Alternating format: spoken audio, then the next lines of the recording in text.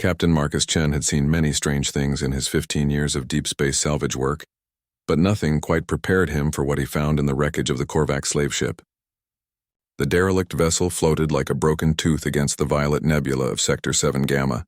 His ship's sensors had detected the distress beacon 3 days ago, and Marcus, ever the opportunist, had hoped to find valuable cargo or tech worth salvaging.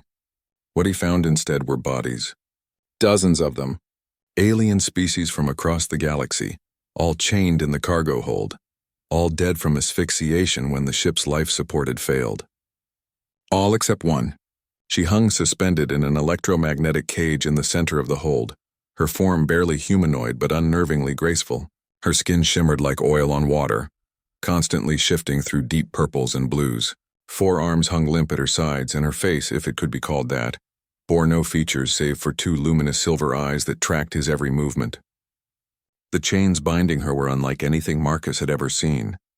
They pulsed with a sickly yellow energy, and where they touched her skin there were burns. Not just surface wounds, but something deeper. The metal seemed to be draining her, feeding off her very essence. "Jesus," Marcus whispered into his helmet's comm. His AI assistant Vera chirped in his ear. "Captain, I advise extreme caution. Species unknown. Threat level cannot be assessed." But Marcus wasn't looking at a threat. He was looking at a prisoner suffering. And despite every survival instinct screaming at him to leave, despite the logical part of his brain listing all the ways this could go wrong, he couldn't just walk away. He approached slowly, hands raised. "I'm not going to hurt you," he said, knowing she probably couldn't understand him. Those silver eyes blinked once, slowly. Marcus examined the chains. The locking mechanism was Korvax standard, designed to suppress a prisoner's natural abilities while siphoning their bioelectric energy. Slavers used them on particularly valuable or dangerous cargo. With his multi-tool, he could break the magnetic seal, but it would take time. "This is going to hurt," he muttered, more to himself than to her. "But I think it already hurts, so..." He worked for 20 minutes, his fingers cramping inside his gloves as he carefully disabled each restraint. The woman, he'd started thinking of her that way, never made a sound. She simply watched him with those impossible eyes. Expression unreadable. When the final chain fell away, she collapsed. Marcus caught her before she hit the deck, surprised by how light she felt despite her size. Her skin was cool to the touch, and up close he could see that it wasn't just changing colors, it was displaying images. Fractals, equations, things his human mind couldn't quite process. "Vera, prepare the medbay." "We're taking her back." "Captain, regulations clearly state..." "I know what regulations state. Do it anyway." He carried her back to his ship, the Wandering Star, and placed her in the medical pod.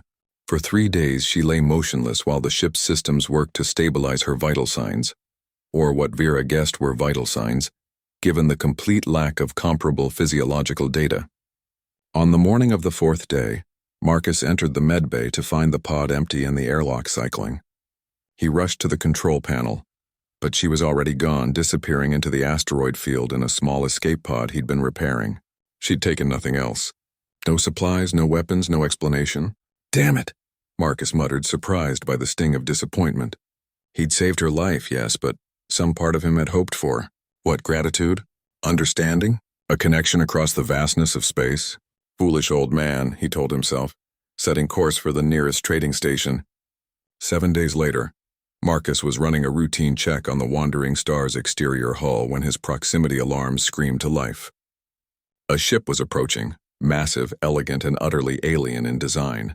It materialized from what looked like folded space itself, its hull composed of the same shifting, iridescent material as the woman's skin. "Vera, shields up!" "Evasive." "Captain," Vera interrupted, her tone unusually urgent. "I'm receiving a communication. I don't understand. It's in perfect English, but the source is, put it through." The voice that filled his cockpit was like wind chimes and whale song, beautiful and otherworldly, yet the words were crystal clear. "Marcus Chen, you freed one of the Luminari. You freed Keeper Shanai of the 3rd Fleet. You risked your safety. You expected nothing in return. This is unfamiliar to us." Through his viewport, Marcus saw smaller craft emerging from the massive ship. They carried containers, dozens of them. "We are an old people, human. We have traveled the stars for eons before your species learned to stand upright. We have seen empires rise and fall. We have watched civilizations destroy themselves and rebuild. But in all our years, we have rarely seen what you showed, Shanae: compassion without expectation. The containers began attaching themselves to the Wandering Star's cargo bay, magnetic clamps engaging with gentle precision. In these vessels, you will find technology, medical advances that will extend human life by centuries, energy systems that will free your people from scarcity, translation matrices that will let you speak with any species you encounter. We give you these things not as payment, for your act cannot be purchased. We give them as recognition of what humanity can be. One more ship detached from the mother vessel, smaller and more streamlined than the others. It docked directly with Marcus's airlock. And we give you this, a vessel of your own design upgraded with Luminari technology. You saved one life, Marcus Chen. Now you can save many. The galaxy is vast and full of suffering. Perhaps more humans like you can make it a little less dark. The great ship began to fold back into whatever impossible space it had emerged from. But before it vanished completely, that voice spoke one more time. Thank you, Marcus Chen. From all the Luminari, thank you. You reminded us why we vowed to protect the innocent in the first place. Humanity is young and humanity is flawed. But if others of your kind share your heart, then perhaps the galaxy has hope yet. Marcus sat in stunned silence, staring at the readings Vera was displaying. The technology in those containers represented a leap forward of centuries, maybe millennia. It could change everything for humanity, cure diseases, end energy crises, bridge the gaps between alien species. And it all started because one tired salvager couldn't walk away from someone in chains. Vera, he finally said, his voice thick with emotion. I think we're going to need a bigger crew. We've got work to do.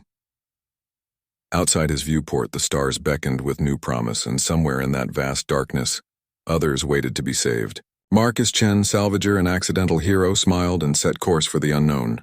The age of humanity had truly begun.